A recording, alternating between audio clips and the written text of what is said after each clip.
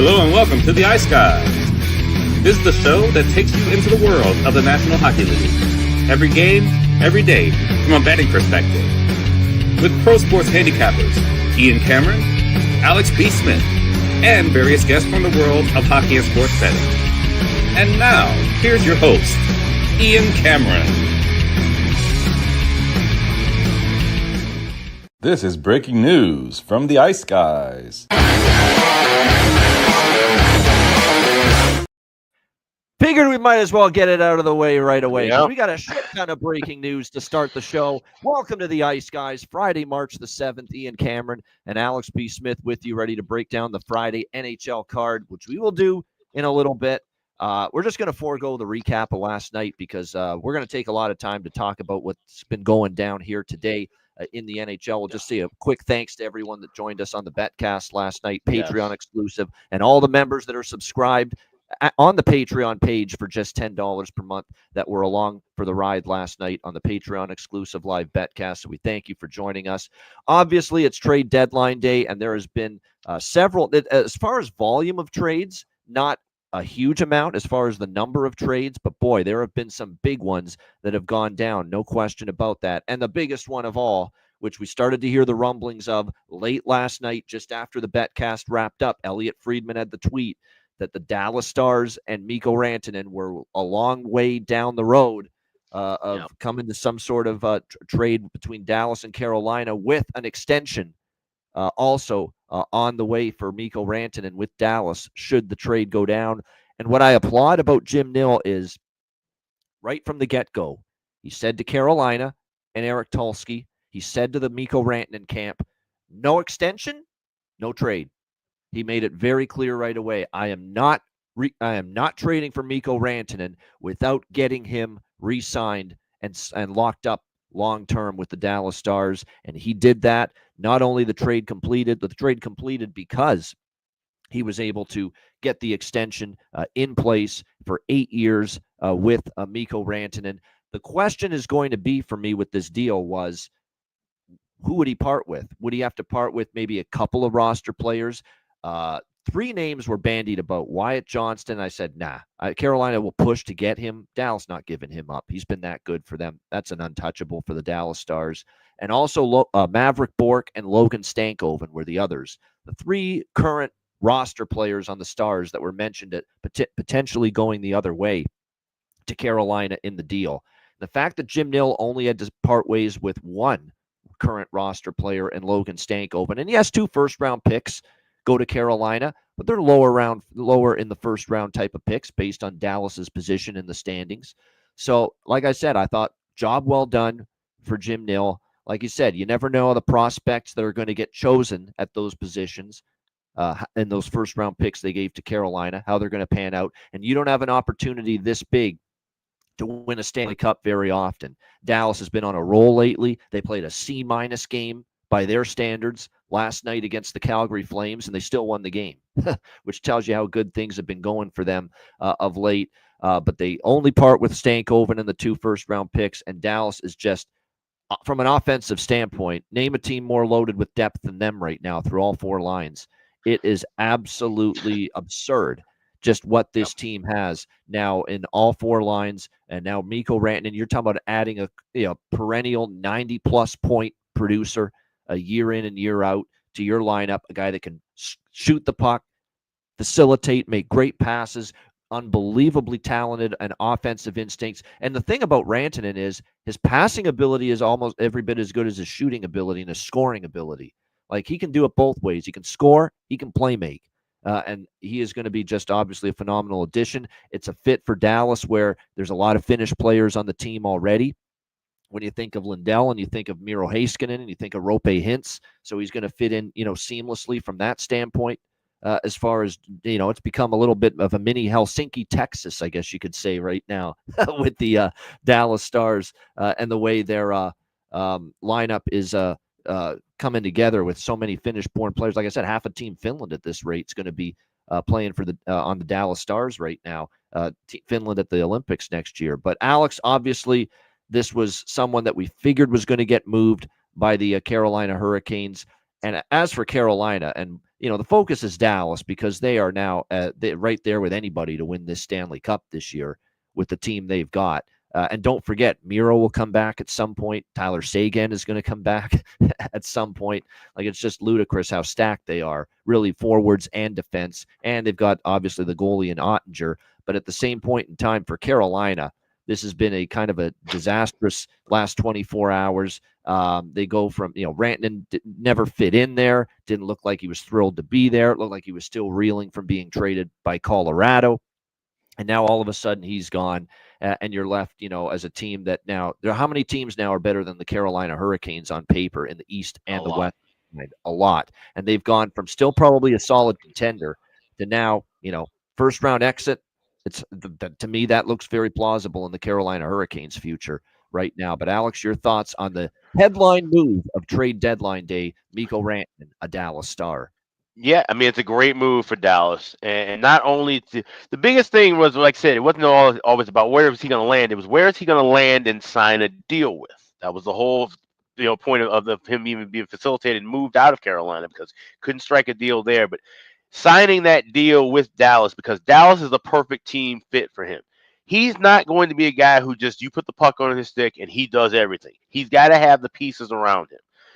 Everybody was talking about him going to Utah. That would have been a solid fit. Everybody talking about him possibly in the offseason going to Chicago. That would have been a terrible fit because he can't be the man. He needs other people around him, and now he has that. Now the key will be for Dallas is moving forward. Can those younger guys like the Maverick Borks and then these other kids that are in the Texas organization, can they come up and fill those spots in the long term? But for right now, Dallas, with good reason, is the favorite to win it all, and they have to win the West. It's win the West or bust.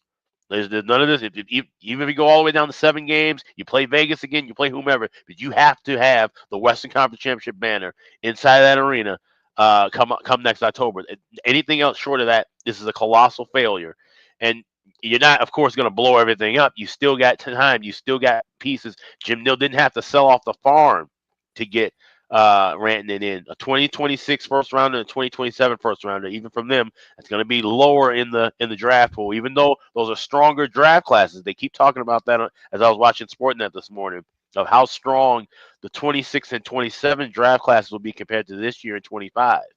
So that's a reason why we're seeing a lot of those particular year picks being moved. But this is a great deal for Dallas, and like I said, they should be able to maybe offensively bully whoever they get in the first round. I was just talking about that on the Betcast last night, where the defensive shutdown series usually come, of course, in the conference finals, the final, even the second round. But the first round, you can get away with having a ton of offense and just overwhelming somebody. And Dallas can now pick whichever style they want to play once they get into the first round. Yeah, no doubt. I like what the Avs have done. And we were talking about this in our group chat, and we'll get to them now next. Brock Nelson, a member of the Colorado Avalanche, now a trade later in the night, last night, from the New York Islanders. And they also, of course, Colorado just got Charlie Coyle from the Boston Bruins in the last hour. Good moves, and obviously they have a lot more depth now in the in their forward group, and certainly Coyle. You know what? Coyle is not consistently a top 6 or top 2 line center anymore, but now he'll be a 3rd line center in Colorado. I think he'll fit in very nicely there. I think that's the part of his career now where he's in his best fit. 3rd line center. He's in his 30s now. A lot of wear and tear, and now you can just be a nice depth center piece for this Colorado Avalanche team, play more in a checking role. They're not going to need his offense as much as the Boston Bruins did, because of what you've got as far as firepower is concerned up front, especially when you got guys like Drouin playing very well, Lehkonen up front for the Avs. So, like I said, it has become almost in the last 20. I think the headline of this last 24 hours is the arms race it's become between the Colorado Avalanche and Dallas Stars. I mean, it's just unbelievable. And if we're lucky enough to see them go head to head in the Stanley Cup playoffs this year, what a fucking series that's going to be. I mean, my gosh, what an absolute war, and just what a showcase of just depth and skill and talent it's going to be, because both teams are loaded with it right now. The difference to me, though, and this will make all our, and we got a lot of Stars fans, and there's Matt Robinson. It's such a big day, and this is such a huge trade for Dallas getting Mikko Rantanen that even Matt Robinson poking his head in the chat here from New York City where he is obviously with taking on FDNY with his Reno Ice Raiders there. The difference to me still is going to be goaltending. Ottinger's had some blips in the playoffs, but this is a guy now that's had multiple playoff years, 2 conference finals appearances. I think a guy capable to finally take that final step, and I've still got him ranked the better goaltender than anybody that Colorado has, including Mackenzie Blackwood, who would be playing in the playoffs for the very first time in his career, and I think that could be the difference when it comes to a Stars and Avs series, but that's something we explore way down the road. But still, as far as Colorado's returns, Alex, the last 24 hours, no complaints with what they did. No, absolutely. And then when you look at the recent move where they get Charlie Coyle, like I said, moving Middlestat out, like I said, we talk about how important it is to have quality center depth in the playoffs. That's the second and most important thing, other than having a hot goaltender. Center depth down the middle. So to build upon that, like you said, now they're in arms race with Dallas. They're also in an arms race with Winnipeg as well, who have been bolstering up on the back end. So now you got these 2 teams that have great offense in Colorado and Dallas, but then there's that third team in that same division, and their defense is what's being loaded up. So I think that's really the interesting storyline so far. Those 3 teams, and they're planning and building the way that their a mode of attack will be once they get into the playoffs. No doubt. And Winnipeg deserves some mention too. I like their moves are a little more, not the big names, the big splash of Colorado or Dallas, but they're great moves that made them tougher to play against, more physical. That's part of it too. You've got to have an intimidation factor in the Stanley Cup playoffs. You've got to make it a point to, hey, we're not going to be an easy team to push around and because we've got that physical quotient. And when you add a Brandon Tanev who can give you a little offense too, in a bottom 6 forward role and plays extremely physical, of course, just like his brother, Chris Tanev. And then you bring in a Luke Schenn from the Nashville Predators, or from Pittsburgh, I should say. Nashville to Pittsburgh, now to Winnipeg, Luke Schenn. Good depth defenseman, great, the kind of playoff defenseman you want. He's going to shut it down in his own end. He's going to play sturdy, shut down D in his own zone, throw the body around, play physical, wear on the opposing players on the other team, wear them down with physicality, because that's what it is too. And we've seen this in the playoffs with teams like Vegas and Florida winning the Stanley Cup. You wear a team down physically in a best-of-7 series. That's part of the process of trying to win a Stanley Cup playoff series. You have to physically take it to your opponent, wear them down more than they wear you down. That's a big part of success at Stanley Cup playoff time. And I think with the Winnipeg Jets moves, Alex, they're in a spot where now they are more physical and they're going to play that pound it, physical, pound their opponent at every turn type of play to get them through. And of course, we know they've still got offensive capabilities when you see Connor and Scheifele and Ehlers and company. And again, with them, it's Hellebuck. It comes back to him so much because of the struggles he's had in the postseason in years past. But Winnipeg's better. That's the thing about this Central Division and how loaded it is. Colorado is absolutely better now than they were 24 hours ago. Winnipeg is better now than they were 24 hours ago. Dallas, it goes without saying, much better than they were 24 hours ago with Mikko Rantanen. That's what's going to make this playoff run in that division so exciting. But it's also bemoans the fact that this playoff format means at least one of those 3 great Central Division teams is out in the first round. Right. And that's absurd. I think I've been talking about that for a while now. I think we need the 1 versus 8, 2 versus 7, 3 versus 6 format in the playoffs in each conference back again. But like I said, it's not going to be happening this year, and I don't think it's going to happen anytime soon either. Yeah, I don't think so either. And like I said, I'm torn on it because there's holes in both formats. But like you said, you're just gonna have years like this, no matter what format you have.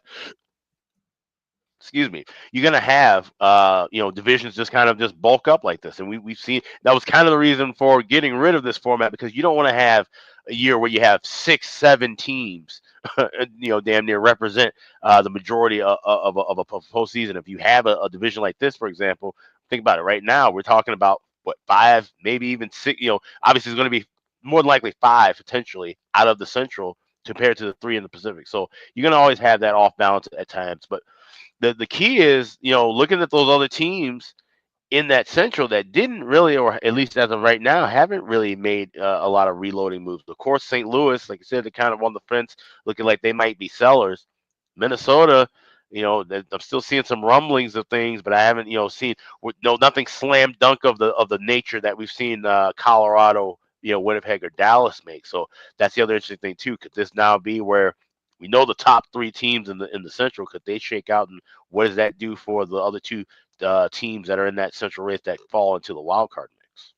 Yeah, that's the point, Bruce. 100%. Too many rematches with the current playoff system. How many fucking times do we need to see Edmonton, Los Angeles, in the playoffs? And that's just one of many. And that we've that it's because the format is what it is. You can only play in your division if you're the second and the third place team in your divisions, and that's why we get the same matchups. More often than not. So that's why we're ready for a playoff format shakeup. But again, doesn't look. Yeah, like but you also don't want to. You also don't want a team below 500 sneaking in as an 8 seed anymore either. Like you had some dopey teams for a few years at even 7 seeds, depending on if you have a weaker conference in a year. So that's another thing. And now the trade I want to talk about. This was one that was kind of interesting. Ottawa and Buffalo earlier today. I'm a Dylan Cousins fan. I have not lost hope in this kid. I think he just needs to get out of, it's kind of like an anchor around your neck when you're in Buffalo. Sometimes you just need to get the hell out of there and you become good again. Look at Jack Eichel. He's been healthy and he's been great in Vegas. There's other examples of it, no question. But when you look at, obviously, Dylan Cousins, came on the scene, phenomenal his very first year in Buffalo, and he's really had a setback, not only offensively, but just in all facets of his game. I think he'll get it back in Ottawa. I like that Ottawa has brought him in. He makes them a little grittier too, tougher to play against, has that physicality. He's dropped the gloves a few times. Hopefully the offense comes back a little bit more for him, and that scoring touch comes back for him in Ottawa. That's the part of the trade I like for Ottawa. What was the head scratcher is they had to part with Josh Norris in the deal. Josh Norris, a hell of a player, a bona fide, on a very good team, he's at the very least a second line center. Josh Norris, there's no doubt about that. And he's got great offensive instincts and upside, no doubt. And it was actually a very nice job by the under fire Kevin Adams, who a lot of people have not been happy with him in Buffalo this year, to get Josh Norris in a deal. But what was stunning about that, and I didn't love that Ottawa gave up him because, and Alex said this earlier, it's kind of a lateral move. Yes, you're better with Cousins, but you're worse without Norris. And Norris was a big, huge center with that team in their top 6. Facility got a lot of the offense went through him. He was a point producer, won big face-offs. Center ice is always a very important position, and he was a good one. So it felt like, Cousins is a nice ad, but boy, you lose a lot. And the ad of Cousins sometimes may have gotten outweighed by the departure and the loss of Josh Norris. And then you add on to that the response to this trade by the Ottawa Senators players in the dressing room today, including the captain, Brady Tkachuk, who was near tears talking about the loss of Josh Norris, saying he's my best friend. We've been together here on this team a long time. It's going to take me a while to kind of, come to terms with this, come to grips with it.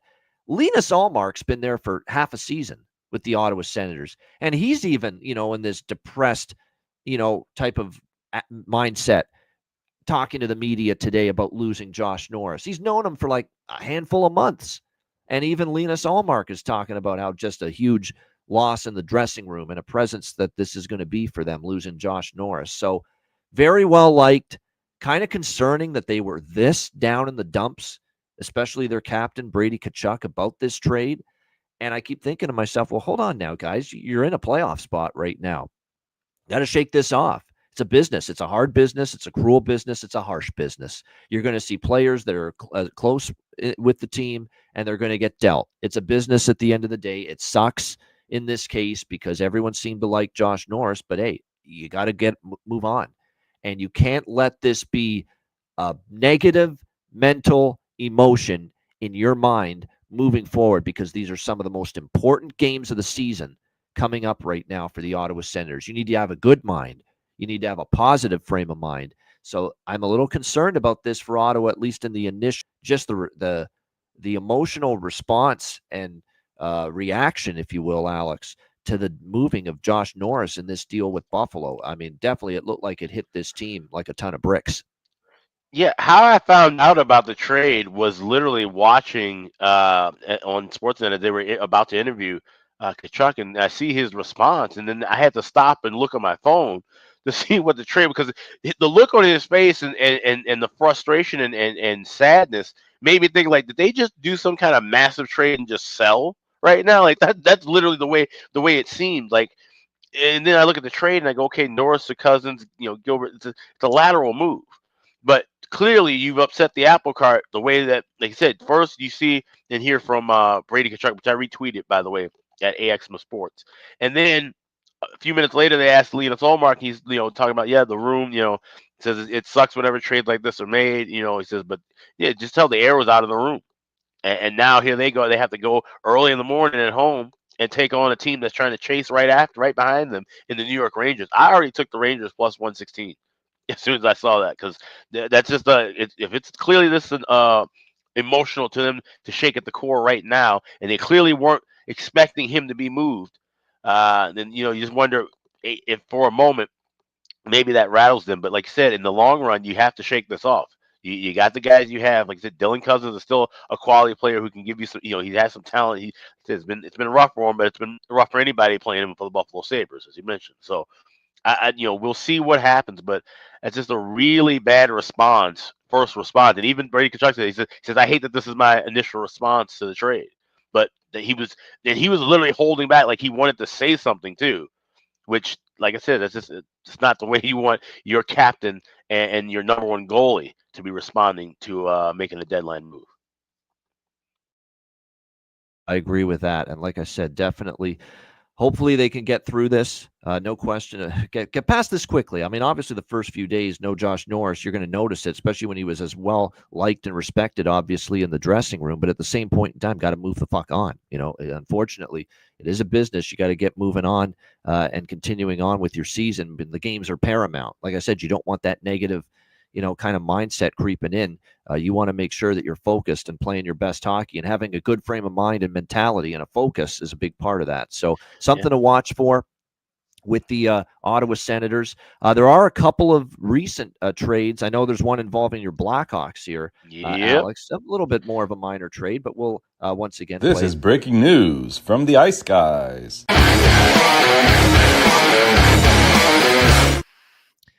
Yes, indeed. The Blackhawks have gotten involved here in trade talks, trade movement. And yes, Peter Mrazek, you knew he was going to be traded. You could not keep Peter Mrazek. You've made it clear Soderblom and Spencer Knight, they're going to be your goalies moving forward, probably longer term too, as well. There was just no space for Peter Mrazek. Peter Mrazek, though, class act. I give this guy a ton of credit for the response yesterday, saying if I'm still here after Friday, I'll just be the great, sounding board, mentor, if you will, for these two young goalies. If I'm still here past Friday, although pretty much knew that probably wasn't going to be the case. But he gets moved from the Chicago Blackhawks to the Detroit Red Wings. Peter Mrazek and Craig Smith on their way to the Detroit Red Wings in exchange for an old bargain bin prop guy of mine, Joe Veleno, on his way to the Chicago Blackhawks. As a Hawks fan, Alex, your thoughts on that trade? Fantastic trade. Like you said, Peter Mrazek did his job in the years that he played with the Hawks. He was there to be the stopgap, be the number one guy, try to give some semblance of structure in net in the middle of this rebuild, and commend him for that. Best wishes to him as he goes back to Detroit, a team that desperately needed some goaltending improvement, and they finally get it. Peter Mrazek's now the best goaltender in that Red Wings room as of the current moment. And you get rid of Craig Smith. Craig Smith, a kind of plug and play depth guy. He's somebody who Detroit can certainly value and need for the race. But to get Joe Veleno back for the Hawks, that'll be an interesting fit. Maybe he's a guy who can maybe gel with some of these young guys. Joe with Bedard, Joe with Nazer and Slaggert, and see where he fits in with these last 20-something games. And maybe the Hawks work with a deal after that. So I like to move both ways for the Hawks, and I really like to move for the Red Wings because they had to do something. You could not try to go into the rest of this race with the two goalies you have currently. especially with what we've seen from Lyon and Talbot. And Lyon and Talbot have gotten worse, not better, in the last few weeks. And that's why Steve Yzerman steps up and addresses it. Now, again, you're going to need good Mrazek, and you're going to need healthy Mrazek moving forward. And there's a big question about whether you get good Mrazek or healthy Mrazek the rest of the season. But it's a chance you got to take, because you got to try to see, because if he is healthy and he can be on his game, he's had these red hot stretches of play in net before. It's worth a shot. You got to try to make your goaltending better if you're Detroit, based on where you are in the standings. And certainly they made an attempt to do that. So that's one of the trades that went down just now. And by the way, we've got, I'm just seeing if there's, it's a minor trade, but Cody Glass replaced from the Pittsburgh Penguins to the New Jersey Devils. And more Dallas news. Wyatt Johnston and the Dallas Stars are moving in on a 5-year, $8.4 million extension. So there you go. Jim Nill in the business of getting everybody signed long-term here for this Dallas team. Wyatt Johnston, who Carolina was definitely poking around Wyatt Johnston and trying to find out if they could get him in that Rantanen deal. I would never have put him in that deal with just how great a player he's turned out to be for the Dallas Stars. And yes, I like it. 5 years, $8.4 million. I think the number is solid. You got 5 years now more of Wyatt Johnston in Dallas. That's good work again by Jim Nill. And look at how great this kid has been for you. Look at the year last year. I know slow start this year, but that's a thing of the past. He is just absolutely cracking right now, rolling for the Dallas Stars at the right time of year, obviously, as we hit the home stretch of the regular season and going into the playoffs. It's just incredible. I'm just looking at their Puckpedia right now, and the guys that will be gone after this: Ben, Granlund, Duchesne, Dadonov, all in their early 30s or mid 30s. This team will have space, and they have all of their core together for the next several years. Like this is great. If you're a Dallas Stars fan, you have to be thrilled, because this team's going to be loaded for a while. There's a good tweet here by Greg Wyshynski here talking about the Hurricanes. And we know this has been a black 24 hours for them, black cloud. They've essentially traded Marty Necas, Jack Drury, 2025 second, 2026 fourth round pick, Logan Stankoven, what they've gotten, I should say, Taylor Hall, 2026 Dallas first round. And so it's just one of these deals where, Jesus, yeah. But you know what? But Carolina is a poorly run organization. And I talked about this when we did the Carolina preview about all the shit that was going on between them and the Chicago Wolves, and how basically they just don't really even care about getting victories in their AHL department. They're just trying to develop guys and have them as, it's just a lot of flaws with this Carolina organization. And now, if they don't win here this year, next 2 years, we were talking about it last night in the backcast. How long do you keep Brindamore around? Yeah. This is a team where if they end up having to hit the rebuild button in a couple of years, it could be a long time for Carolina before they get back to being at the top of the hill. So, I don't know what they want to make anything of this season. They've got 30 minutes to do something about maybe a little bit more depth scoring, because they don't have enough now. Yep. Well, you need a scorer now. What's Aho's going to do all the scoring for you in the postseason now? And I like Jarvis. I like some of their players, but they need a bona fide. They thought they had that in Mikko Rantanen, but it was a bad fit. Wasn't thrilled about being there. They figured they weren't going to re-sign him.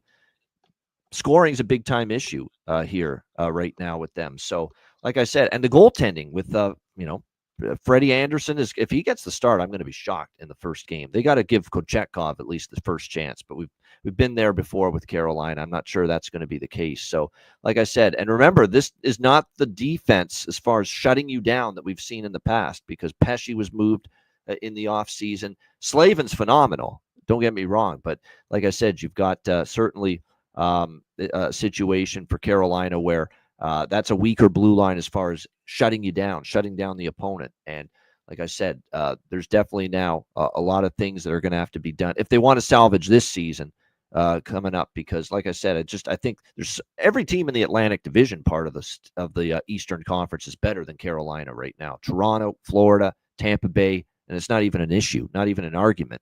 And then, of course, you've got on the Atlantic side, the Rangers are a lot closer to Carolina right now. even with Jack Hughes, it's hard to say New Jersey's better than Carolina with no Jack Hughes, and who knows how long Dougie Hamilton's out. But it's not like Carolina is just huge leaps and bounds better than New Jersey right now either. So, like I said, there's all kinds of issues right now with this Carolina team. It's been a tough situation because, look, they didn't anticipate that Rantanen was not going to be a great fit there, not going to have a huge burning desire to re-sign there long term. But at the same point in time, that's what you're dealt with now, and you got to unfortunately somehow maneuver with it if you're Eric Tulsky. If you had to bet right now on that winner of that series, Carolina versus New Jersey, who would you take? See, that's the one opponent Carolina would have a chance to get through in a first round, but not for sure is that a gimme by any stretch. It wouldn't be easy either. Yeah, that's what I'm saying. Yeah. Carolina, I don't know. Carolina just seems to be one of these kind of it's a house of cards. Somebody can blow them over. That's the team they could beat in the first round for sure. And they are a good first round. First round is their thing. They love winning in the first round, and then that's when things kind of fall apart after that. But like I said, there's certainly some work to be done here for this team, and we'll see if they are capable there of doing it to kind of clean things up. There's really not much I wanted to say about last night because I really wanted to make this focused on all the trades that have gone down here in the early part of the day.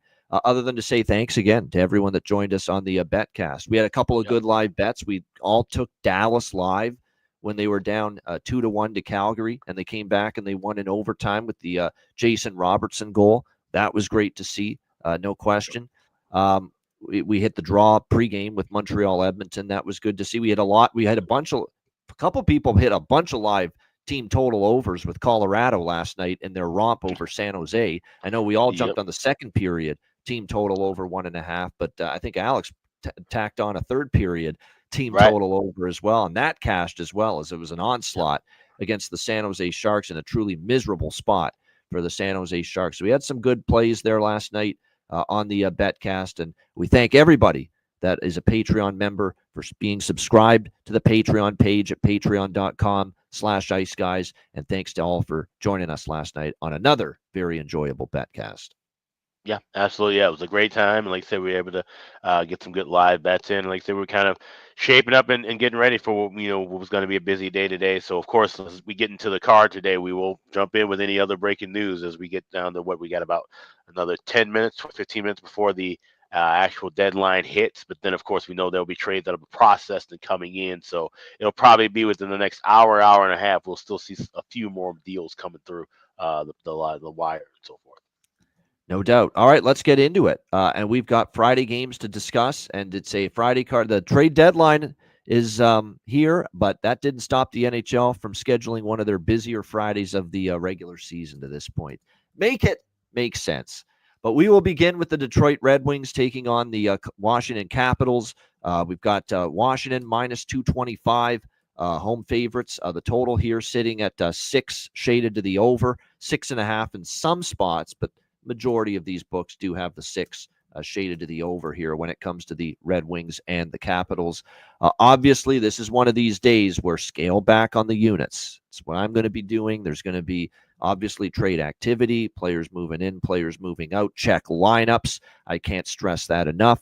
On a day like this, make sure you know who's in. There's going to be players that are able to arrive at their new destination with their new team sooner than others, mostly because of travel, distance, and visa issues, etc. So this is all important stuff to make note of for sure regards to this. When you look at Detroit and Washington, Detroit has obviously hit a bit of a speed bump in their push for the playoffs as they have dropped a few games in a row, 4 in fact, back-to-back to Columbus, Carolina, and Utah losing back-to-back at home. Washington suffered their first 3-game losing streak of the season, but they have bounced back with wins in each of their last 2 games. Both of those wins, though, go into overtime or a shootout against the Rangers and the Senators in the last 2 games. We'll see how they fare here. Detroit, honestly, has played Washington pretty tough in recent head-to-head meetings. They've split the last 6 meetings. Detroit did win one of the games here in Washington, lost the other 2, but both in overtime by a score of 4-3. Detroit did win the previous meeting this year between the 2 teams, a 4-2 Red Wings victory against the Capitals back in December at Little Caesars Arena. That was a pretty tough spot for Washington. I remember they were coming off, I think, playing Toronto or somebody on the Saturday, and it was a Sunday game, and Detroit kind of pounced on them there in that one. So a bit of a tough spot that was. We'll see if Detroit, rallies the troops here. I don't know if I've got the guts to take Detroit. I don't right now, but I will take the draw in this game. We've got a lot of things that do point possibly to this game going to overtime. Competitive games. Detroit, like I said, has played Washington tough. Washington's gone past regulation now in 2 straight games. 4 of the last 10 overall games for Detroit have gone past regulation. Logan Thompson is in net here for the Capitals. Cam Talbot getting the nod for the Detroit Red Wings, we think, actually. It's not confirmed on the Talbot end of it, but it is projected that he's going to be the starter. For the first time in ages, Washington held their opponent below 3 goals. And that was the 3-2 win against the New York Rangers the other night. But there had been a pretty strong pattern of Washington giving up at least 3 goals. So, I think there's some value with the Red Wings here. The points are more valuable, I should say, to them, is what I'm trying to say. I mean, because Washington is in such a good spot. I would say, though, if I bet Detroit in any form, it's not going to be the money line. It's going to be that team total with the minus 105. It's a pretty good price.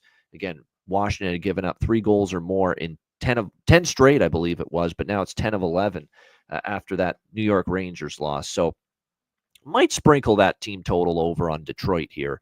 But I like the draw. I think the draw very much has a chance here in this one. Alex, what do you think here? Detroit, Washington. Yeah, so I grabbed first period over 1.5 minus 130. And then I also did grab a little bit of the draw plus 345 available at Bet Online. Like I said, of course, we are keeping things kind of small, and I'm really sticking mostly with totals throughout the day because, like I said, we get to see what's going on with the lineups changes and different things. So I can't imagine it would be Mrazek starting for the Wings, even though, like I said, that's a short flight from Chicago to Detroit. That would, or Chicago to Washington, not the a long trip. So maybe he could end up arriving there, but obviously we could see where Talbot would get the start.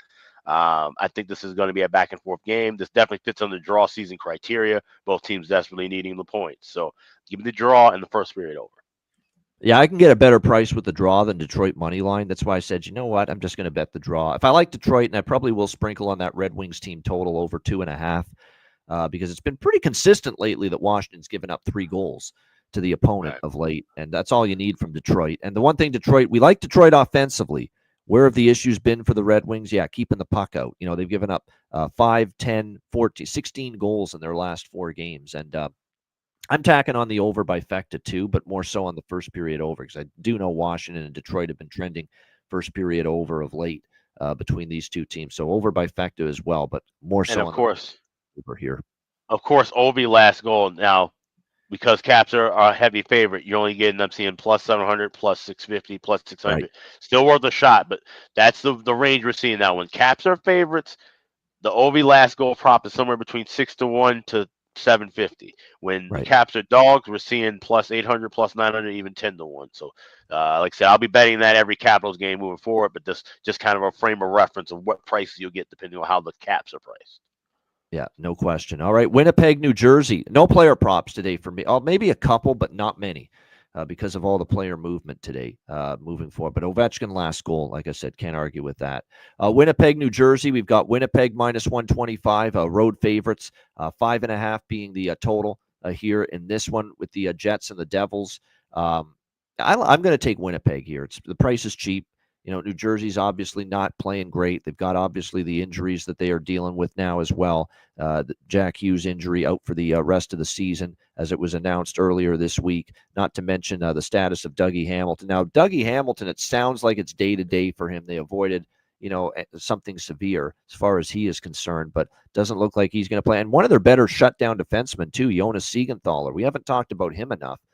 He's been out recently for the Devils as well. So you can see they're scuffling. They've obviously gone 4-6 in their last 10 back-to-back losses to end their 5-game road trip with Vegas and Dallas losing both of those games. It is back-to-back for Winnipeg, but they saved Connor Hellebuck here for this matchup against the Devils. They gave Eric Comrie the start last night. Jacob Markstrom projected in net for the New Jersey Devils here in this one. We did talk about how Winnipeg had some struggles with the Islanders, and they had some struggles at times with the Flyers, even though they did beat the Flyers last night 4-1. But they've definitely fared better against New Jersey, where they have won 7 of the last 10 meetings overall versus the New Jersey Devils. So, yeah, Winnipeg for me here, minus 125. That's it. Nothing on the total. Alex, what do you think here? Jets, Devils. Yeah, that's a 5.5 that's heavily shaded to the under. And I was thinking, okay, I wasn't aware that Martin Brodeur was coming back for the New Jersey Devils. I will be looking for a live over because this is just a crazy number. We should be able to get 4.5 at plus money pretty easily if we wait a few minutes into the contest. So that's my target. I'm looking for a live over here. Nothing pregame. I would say try to wait for the 4.5, because the one thing I'll say about the Jets is that they have gone under in 6 straight games. 6 straight Jets games have gone under the total entering tonight. But some of those unders did hit 5. Like the Ottawa game was 4-1. The Philly game last night was 4-1. The Islander game was 3-2. So some of those under 5.5s were 5 as far as total goals, but none of them have gotten to 6 of late. So we'll see how that goes tonight with Winnipeg and New Jersey. All right, Utah and Chicago. Next up here, we've got the Utah Hockey Club minus 170 road favorites here in the Windy City, and the total sitting at 6, pretty much 6 across the board. There are some 6.5s, but more so 6 is what we're looking at here with the total in this game. This is a situation where for Chicago, I think I'm starting to get a pattern of what we might expect from this team moving forward. I'm thinking Soderblom, first period and full game overs. Not that he's been bad, but he's been a little more susceptible. And maybe with Spencer Knight, the opposite. That's kind of what I'm thinking here with Utah and Chicago. Because obviously we saw Spencer Knight in net against LA. He was absolutely fantastic in that game, no question. It was absolutely spectacular. Now, that game, I want to point out with LA and Chicago on Monday night, despite the great play from Spencer Knight, still ended up going over in the first period, and the full game pushed because it landed right on 6. But that was all Chicago carrying the offensive load in that game against the LA Kings to help with the first period over, full game over in that game. They've overall gone 3-0-1 to the over in their last 4 games. It's one of these games, though, where, again, if Knight's playing like that again, can we count on Utah to score? Utah's been better offensively during the 4-1 run. Obviously, 6-1 against Minnesota at home. They beat Detroit 4-2 on the road in their last game. We'll see how this one plays out here with Utah and Chicago tonight. Utah's in good form, obviously making this playoff push. Every game is significant here for them. But certainly I like what I saw from Spencer Knight. Not a goalie I'm interested laying a number like this on the road against based on the way he played for the LA Kings. This is one where I'm going to look for live overs, but I could see it starting off slowly. I'm not rushing to bet pregame overs with Spencer Knight in net if he's anywhere close to as good as he was against Los Angeles in that first start as a member of the Chicago Blackhawks. It sure looks like we're going to get probably a goalie rotation moving forward. Sorensen's pretty much going to go back and forth between Spencer Knight and Arvid Soderblom moving forward. So I target something live, but nothing really much pregame here. If you really want to be bold and think that, hey, the good karma and the great, beginning of the Spencer Knight era in Chicago can continue, you can lay a reasonable minus 126 on Utah team total under 3.5. Like, I don't think it's a given that Utah's getting to 4 goals. Now, they do have to clean things up, Chicago. I don't know if they want to shield or, expose, I should say, Spencer Knight to 40 fucking shots on goal every night like they did against the Los Angeles Kings. That's not the recipe for success. But it does show you how good the kid can be. He can face 40 shots and only give up 1.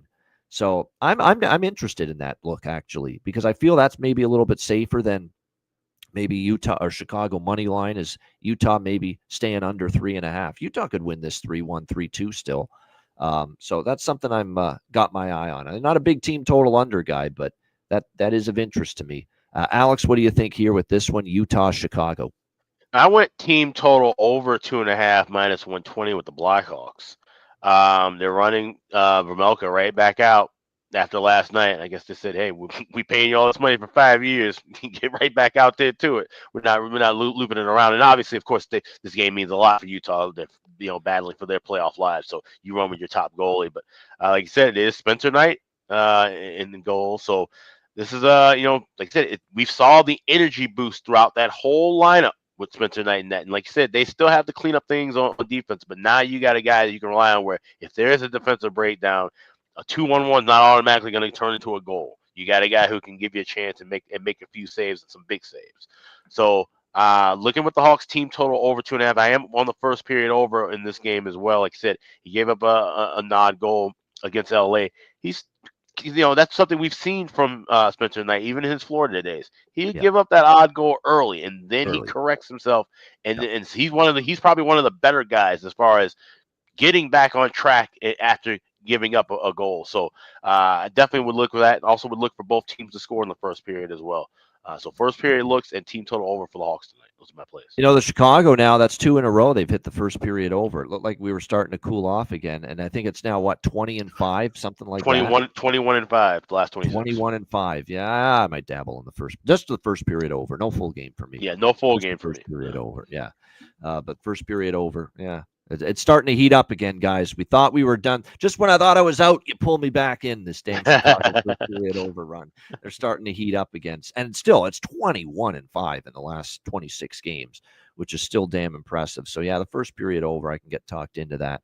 All right, Minnesota, Vancouver. We've got the Canucks minus 125 home favorites here, 5.5 the total, shaded to the under here in this game. This actually does feel like it's an under game, quite honestly. This feels like low and slow waiting to happen between these two teams. Minnesota, obviously, still in a situation where there's no Jonas Brodin, Joel Eriksson, Kirill Kaprizov, Kevin Lankinen in net for Vancouver, Philip Gustafsson for Minnesota. We'll have to see. Obviously, Quinn Hughes had an injury setback, did not play against Anaheim. We'll have to see if he returns tonight, but no determination has been made on that. And Vancouver's obviously on paper a worse defensive or offensive team when Quinn Hughes is not loading things up from the blue line and starting the rush, starting the attack. Minnesota, how about 9-1 over the Vancouver Canucks in the last 10 head-to-head meetings between these two teams? And when you look at this Vancouver team, they had the 3-game win streak to begin February: Colorado, San Jose, and Toronto.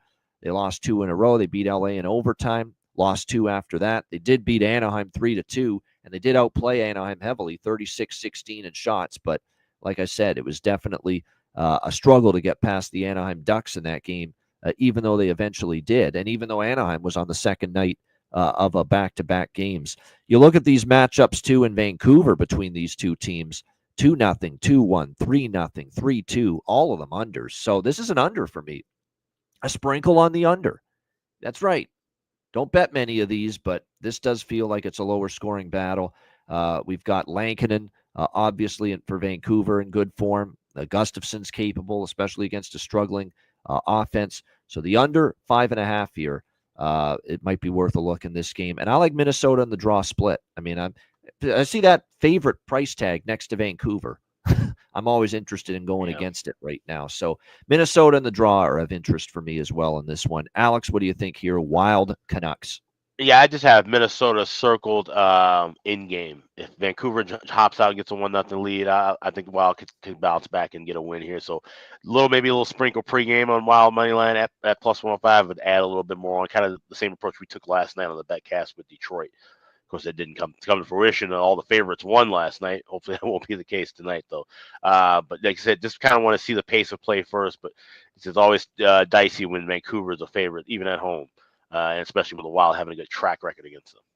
We have ourselves potentially some breaking news. As the trade deadline, by the way, is hit. It's past 3 p.m. Eastern time, so we have hit the trade deadline now. But that doesn't mean we have not. We've heard the last of the trades or the last of the deals. No. We still could hear some things filter through in the 30 minutes to an hour following the trade deadline, which often happens because it has to go through the league offices for trades to be finalized. So you often hear finalized trades after the deadline. But Elliot Friedman reporting there could be something once again brewing in Florida. This is breaking news from the Ice Guys.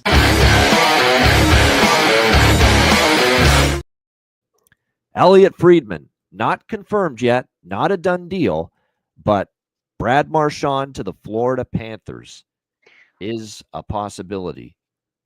Not done yet, but apparently the wheels are in motion and a deal is being discussed between the Boston Bruins for their captain, Brad Marchand, with the Florida Panthers. Whoa, Wow. indeed. And again, we will, if we have anything more to add, if we can get confirmation that this is a done deal before the end of the show, we will certainly pass it along. Wow. Yeah, that's big, and we can talk about some guys who won't be traded. I'm seeing some list for the Montreal Canadiens. Both Joel Armia and David Savard will be kept. Brock Besser staying put in Vancouver, and Ryan Donato staying put with Chicago. Yeah, there we go. And by the way, it was looking more and more like Ryan Donato was going to stay put with the Chicago Blackhawks, looking more and more like they were going to try real hard to be able to re-sign him. So definitely something to pay attention to for sure. And by the way, I want to mention another trade we didn't get, but it was a decent one for Columbus. Columbus has been quiet today, but nice little under the radar, good depth signing up front. Luke Cunnin, multifaceted player. Yes, he can score just a bit, but more so great defensively, does a lot of little things well, good on the forecheck, has a physical component. So Columbus made that move. I like it for them. But again, we'll keep you up to date on this Marchand to the Florida Panthers possibility. Again, not confirmed yet, but we will see as later on in the show if this does indeed become an official trade. All right, we got 2 games left. St. Louis Blues taking on the Anaheim Ducks. We've got St. Louis minus 150. Road favorites in this game, the total 5.5 pretty much across the board. St. Louis has been very quiet, if you've noticed here today so far, for a team that is right there just outside the Western Conference wild card playoff race. And apparently it's finalized. I'm just seeing it now. TSN saying that it is going to happen. Florida Panthers will acquire Brad Marchand from the Boston Bruins. I don't know about that, Aaron, as far as that might turn him into a Panthers fan or make him like the Panthers, because Aaron's a big Bruins fan. But, you got some pretty big-time history with that team. But nevertheless, you're cheering for Brad Marchand. That's what you're doing for sure. No question about that. So, no doubt. I think that's a situation where, it's an interesting move. It's a guy with a Stanley Cup experience and knows what it takes to win one of these, joining a team that's obviously going for their second straight Stanley Cup. You look at the fit. Yeah, people will say, did they need to add Brad Marchand? No, but you're certainly still a little bit better with him. Certainly with the experience. Has he had his best year in Boston? No, but certainly he's going to give you the Stanley Cup experience that you're looking for. And like I said, you're going to fit him in still in what's now a pretty solid top 6, especially when you see a guy like Mackie Samoskevich starting to really filter or get it going offensively. So like I said, a great dressing room guy, no doubt, Aaron. He's going to fit in nice with the personality that he is, a leader on and off the ice, no doubt. Yeah, he's had some big time bad blood and bad history with Sam Bennett. So the meeting of those two when Brad arrives in Florida with his new team should be very, very interesting. But this tells you anything can happen, Alex. We know the Bruins and Panthers have had some wars in the division over the years, and now their captain is a member of the Florida Panthers. Gotta love sports. I would love to know what the hell the return's going to be on this, and just I don't know. It just, like I said, it's weird when you have an interdivisional trade of this magnitude, like you said, a very key piece going within the division, and that's something you don't see too often. But obviously, like you said, for all that Marchand's done with the Bruins, he deserves a chance to go somewhere for one more cup run if that is the case. So like I said, we'll see what pans out from it. No doubt. Getting back now to Blues and Ducks here with this one. St. Louis is not a team I'm of interest fading, but there's a pretty good chance we're going to see Joel Hofer tonight in net for the St. Louis Blues. At least it looks like that right now. Lukas Dostal will be in net here for the Anaheim Ducks. Not really a surprise. Lower body injury suffered by John Gibson the other night against the Vancouver Canucks. So he will be out of the lineup. Dostal will get the start here for the Ducks in this one. Colton Parayko, the big loss for St. Louis, obviously. Really unfortunate to hear that with this great push they've made to get back into the hunt. And now they lose one of their best defensemen, Colton Parayko for the next 6 weeks with the scope on his left knee. Just very unfortunate considering just how well the St. Louis Blues have played lately and how hard they fought, to get back into the playoff race. That's certainly going to hurt them a little bit. If it's Hofer, I'm not going to take St. If it's Hofer, I might actually take Anaheim team total over in this one, quite honestly. One thing we have seen, Hofer gave up 6 against the Dallas Stars, and that was the one game they lost, St. Louis, in their last 6 games when Hofer got the start against Dallas. Now, Anaheim is no Dallas. We do have to keep that in mind, but still, the Anaheim team total might get there. St. Louis has owned this series. They've won 8 straight head-to-head versus the Anaheim Ducks, and they've scored 14 goals in the last 3 head-to-head games combined, and they've won 4 straight here at the Honda Center over Anaheim. So some strong series history. Like I said, I'm not fading St. Louis, but I get a little concerned if Hofer's in net because right now, with the way Jordan Binnington's playing, it's a bigger drop-off, not because Hofer's really playing a lot worse. It's more so Binnington's playing at the top of his game, and he's played that way now for quite a few weeks going back to the Four Nations face-off tournament where he was tremendous for Canada. So from that standpoint, St. Louis and Anaheim here in this matchup. Don't want to fade the Blues, but minus 150 with Hofer in net. Can't take him at that price either. Alex, what do you think here at St. Louis, Anaheim? Only thing pregame here, first period over. I laid $1.12 at FanDuel, over 1.5. Like I said, this will be a game we watch and kind of go back and forth. If we see where maybe St. Louis has a little bit of push, if Hofer's playing well, make some saves early, then maybe we can take a shot with something in game. But just going with the first period over for the pregame. Another trade. This is breaking news from the Ice Guys. Well, a big, physical, tough, nasty blue line to play against just got tougher and bigger. The Toronto Maple Leafs have acquired Brandon Carlo from the Boston Bruins.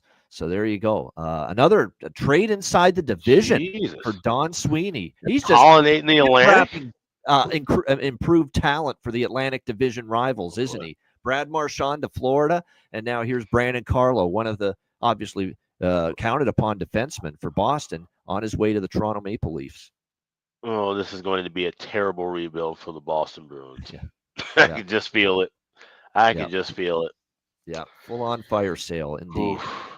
And boy, oh boy, I mean, I'll tell you what, I don't know about if it's going to mean jack shit for them to finally get over the hump, Toronto, but this is going to be a nasty, physical, just bruising team to play against in the Stanley Cup playoffs, this Toronto Maple Leafs team. So, DW, we can't do anything about the volume, man. It is what it is. All I can say is, turn down your speakers or whatever you're listening to some way, and that's the way we'll do. When we see there's breaking news, that's going to give you a few seconds to adjust the volume before we play the bumper. But, we can't adjust it mid-show with how loud it is.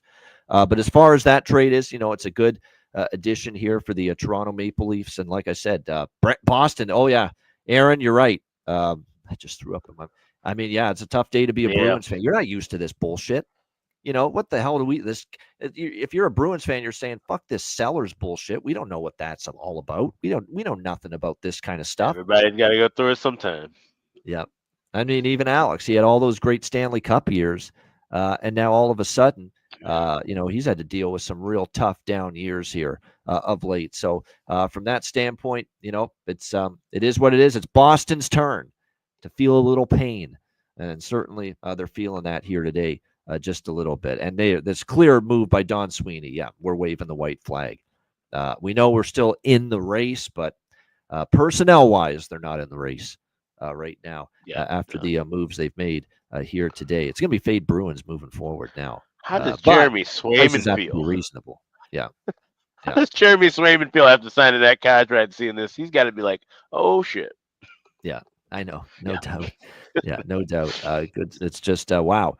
Boston, a busy team for all the reasons. If you're a fan of a team, you want them to be busy to improve the team, and you're going for a Stanley Cup. You don't want the Boston way of being busy here on trade deadline day. But it is what it is. It's got to be done. You're right. And because I know Jimmy Murphy, our good friend, has been preaching for years. They just have been just not willing to say we're blowing it up and we're rebuilding.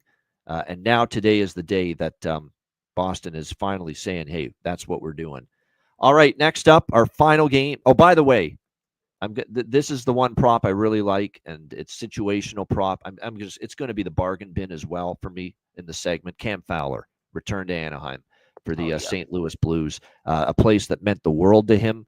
How special would it be for him to go back to Anaheim here, first game back to Anaheim, now as a member of the St. Louis Blues, and find the back of the net? And how can I turn down plus 825 for him to score a goal here tonight? So there you go. I'll give it away right now. That's also my bargain bin special of the night for later in the show. Just for him to get a point is plus 140, plus 142. I think that's probably worth a look here as well. All right, final game of this Friday slate.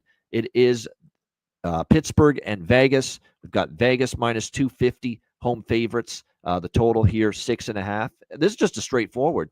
Give me Vegas team total over 3.5. I'm betting team total overs against Pittsburgh at every reasonable opportunity. The only fear I have here with Vegas is that, you're just drilled Toronto the other night. Don't be flat. Don't have one of these Vegas home games where you're sleeping a little bit. We have seen some of these from the Vegas Golden Knights, especially after a big-time win. And Pittsburgh's not that team anymore that when Sidney Crosby and Evgeny Malkin are coming to town, it gets the opponent juiced up. That's not the case anymore with Pittsburgh's struggles right now. But I think Vegas certainly can find the back of the net on this Pittsburgh D, and the price is reasonable enough for me to continue doing what I've been doing lately, and that's taking the opposition team total over repeatedly against this miserable Penguins defensive outfit. So Vegas team total over 3.5, minus 130 for me in this one. Alex, what do you think here? Final game, Pittsburgh, Vegas. Yeah, it was a little addition by subtraction from the Pittsburgh Penguins. They sent Anthony Beauvillier to Washington for a second-round pick. I just thought that was funny.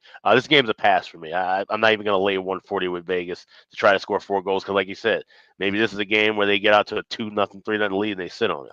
Yeah. So, I try not to bet anything with Penguins right now. This game's a pass. Yeah, I don't. Yeah, on a day like today, it's not the worst idea in the world to pass. Other than the Boston game where the Penguins only gave up 3, this Pittsburgh Penguins team has now given up 4 goals or more to the opposition in 3, 4, 5, 6 of the last 7 games. So that's what we're banking on tonight, that Vegas is able to get to 4 as well. Hannafin props make sense. Hannafin has been just lighting it up as far as point production from the blue line for the Golden Knights of late. So we'll see if that continues here tonight for the Vegas Golden Knights in that one. Goaltending, we don't have confirmation, I believe, yet for Pittsburgh, but it is going to be Ilya Samsonov for Vegas. And that's another thing that I factored in, that because it's Samsonov in net, Vegas may have to do a little bit more scoring tonight to win the game. So that's even more reason that Vegas may not be able to sit back on a 2-0 or 3-0 type lead tonight. So Vegas team total over here for me, 3.5 with the Penguins and the Golden Knights. All right, shout out to everyone in the chat. And I actually leaned over by Fecta as well, because I think Pittsburgh can score in that game a little bit. Samsonov was rough in his last start, and he's not Aiden Hill right now. And it's not that Samsonov's terrible. He did have a bad last start. He's been kind of okay up and down prior to that. But Aiden Hill's playing like Stanley Cup final Aiden Hill 2 years ago, or Stanley Cup champion Aiden Hill 2 years ago. So that is something to keep in mind. So Pittsburgh might be able to score. Might look at it over by Fecta there as well. All right. Shout out to everyone in the chat. 446 live viewers. Hit the like button. We appreciate it very much. And like I said, it's a busy show, heads on a swivel. You're trying to also keep an eye on the last flurry of trades that come in post-deadline here on this busy trade deadline day. And it looks like before we get to the ads, and obviously bargain bin special tonight and best bets, it looks like we might have another deal involving the Colorado Avalanche. Boy, they've been busy today. My goodness, and it looks like they have just maybe made another deal. This is breaking news from the Ice Guys. Eric Johnson. What's old is new again. It looks like Eric Johnson could be back with the Colorado Avalanche. Now, he's at the stage of his career where now he's just, a bottom pair defenseman, but he's a guy that was very well liked in the Avalanche dressing room. They know him well. He was there when they won the Cup a couple of years ago with the Colorado Avalanche. So it's just one of these deals where it's like putting that comfortable blanket back over you. It makes you feel good. You're used to it, and you're just better off for it. That's probably what this is for getting Erik Johnson back here with Colorado, Alex. They know him well. He was a good dressing room guy. Why not? And you're not going to have to pay much for him. Exactly. Yeah. Some locker room. He's more of a locker room guy at this point. Like I said, depth leader, role leader, good guy to have in the practices. Like those little things when you're going through the journey of a playoff run, and like I said, having a guy. We talked about the inverse of that when you have a guy you like that goes away in Ottawa, how it can look. So maybe there's just a little bit of a feel good mojo just bringing in a guy like Erik Johnson from Philly. Yeah, no doubt. Hopefully, feel good stuff for our bets and coming up here on this Friday slate. But we do want to remind you, patreon.com/iceguys, $10 per month. We thank everybody that is a Patreon member that joined us on the Patreon exclusive live betcast last night.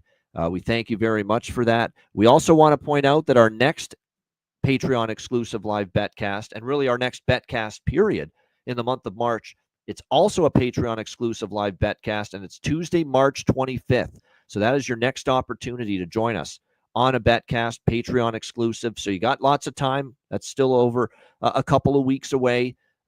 Later on in the month, that'll be our next betcast. So make sure you sign up. $10 per month, patreon.com/iceguys. You get goalie charts, totals charts, our daily betting card, sides, totals, player props posted each and every day on the Patreon page, bonus content, and of course, access to our exclusive live betcasts. Not only the one later this month, here at the end of March, but we're going to have a bunch April, May, and June for the rest of the regular season and the Stanley Cup playoffs. We're even toiling with the idea of doing 2 betcasts a week, going forward in April and May. But one of them might be shorter. Like for the one, we might just do the early games on the betcast and not stay for the late ones. That which we can handle because it's 7 o'clock and you're out by like 9:30 or 10 o'clock.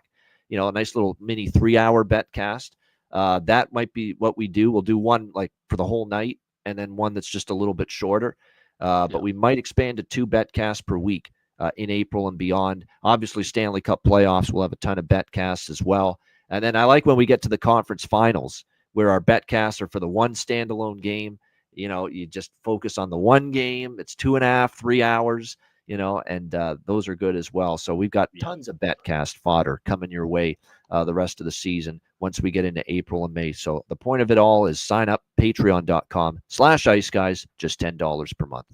Also, a big update with the goalie charts coming tonight, of course. I want to wait for all the trades, all the call-ups to get decided, and then we'll have everything updated fully for that as far as goalie charts go.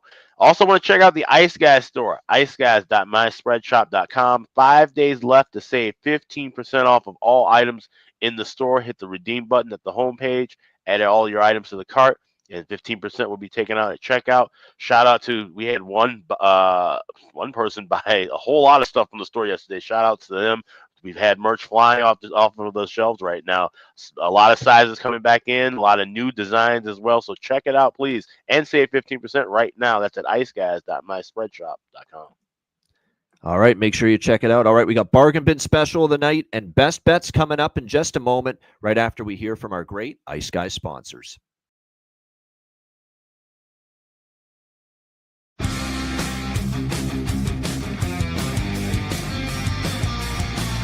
Support for the Ice Guys podcast is provided by Boston Hemp Incorporated,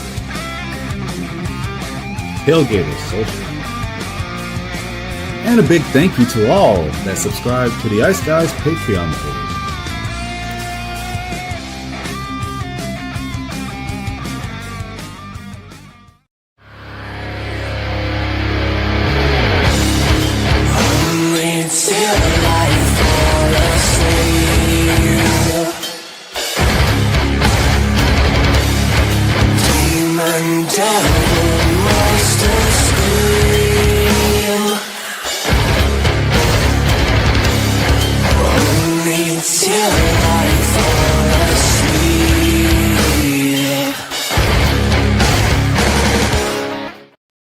Everyone loves a perfect pair. Bacon and eggs. Thunder and lightning. Mario and Luigi, a hot dog with fries. Ian and Alex B. That's right, everyone loves a perfect pair. So why not pair up your game nights with Boston Hemp? From exotic flower to concentrates and edible products, you'd be hard-pressed to find a better pairing than Boston Hemp and hockey. Check them out today at bostonhempinc.com. That's bostonhempinc.com. Boston Hemp Incorporated, the official smoke sponsor of the Ice Guys. Void where prohibited by law. Not available outside of the United States. Must be 21 or over to obtain products. Check your local regulations to see if Boston Hemp is available in your area. Shout out to all our great sponsors, including Boston Hemp Inc. Get 20% off all orders on the website using the promo code ICEGUYS at bostonhempinc.com. All right, bargain bin special of the night for this Friday 6-game slate on trade deadline day. Alex, bargain bin special, what do you like? I just want to give a quick PSA. Check on your Boston Bruins friends, because Bruins Twitter's in fucking shambles right now over the moves that have It's been like made. culture shock for them. What is this shit? Yeah. Like, feeling away. This guy. Do we even have a team anymore? That's what they're thinking right now. Yeah. It's pretty wild. Let's go on home. The 1901 West Madison, Utah taking on Chicago, and a kid that's moving up on the top line for the Blackhawks, Colton Dock. He's been, finding his way around the front of the net, finding the puck on his stick. Hopefully he can get one in the back of the net tonight for the Hawks. You can get him plus 500. I'm seeing at FanDuel plus 550. I'm seeing plus 600 available also at Bet365. So shop around for that. We go with plus 550 on Colton Dock. What's up, Doc? Get a goal here for the Chicago Blackhawks. That is my Friday bargain bin special. All right, there you go. Colton Dock for the Chicago Blackhawks for Alex B. Smith with his bargain bin special of the night. Mine, you guys know it already. Cam Fowler, St. Louis Blues, plus 825 in his return to Anaheim for the first time since the trade to St. Louis. Cam Fowler for the St. Louis Blues, plus 825 for my bargain bin special of the night. And just a few notes about the trade deadline before we get to best bets. Just as far as players that are staying put, Brock Besser staying in Vancouver. No deal involving Brock Besser. Chicago has the big rig Pat Maroon and Ryan Donato still with the team after the deadline. Braden Shen staying in St. Louis with the Blues. No deal involving him. The Oilers don't appear to be making any more moves. Flames don't appear to be making any more moves. So it looks like that's the latest there as far as the trade deadline is concerned. Nothing on Alec Martinez last night. Yeah, Alec Martinez staying there as well. And like I said, Edmonton's move was last night, and it was a good one, actually. Jake Wallman, a guy that they need some help on the blue line right now, especially if Ekholm's going to miss some time. So that was the move they made, obviously, yesterday to shore up that part of their team. All right, best bets to wrap up this edition of the show. Alex, what do you like here for your Friday best bet? Yeah, let's go with that first period over in D.C. We got Detroit Red Wings, Washington Capitals. Like both teams need points. Both teams need to get off into a hot start in this contest. Like I said, both been kind of slumping and had their battles in the last week or so. Let's go with the first period over. Red Wings, Capitals. My Friday best bet. There you go. Detroit, Washington, first period, over 1.5 for Alex B. Smith with his best bet. My best bet, let's go to that late night game. Pittsburgh gives up 4 goals in their sleep these days, and I think Vegas can do the same, get to 4 goals tonight. Let's go with that. Vegas Golden Knights team total, over 3.5, minus 130. Sprinkle on that over by Fecta in that game as well, but primarily the bet I like the most is that. Golden Knights, over 3.5, their team total. Pittsburgh's given up 4 goals or more in 6 of their last 7 games. Vegas Golden Knights, team total over 3.5, minus 130 for my best bet here for this Friday NHL card. Shout out to everyone in the chat.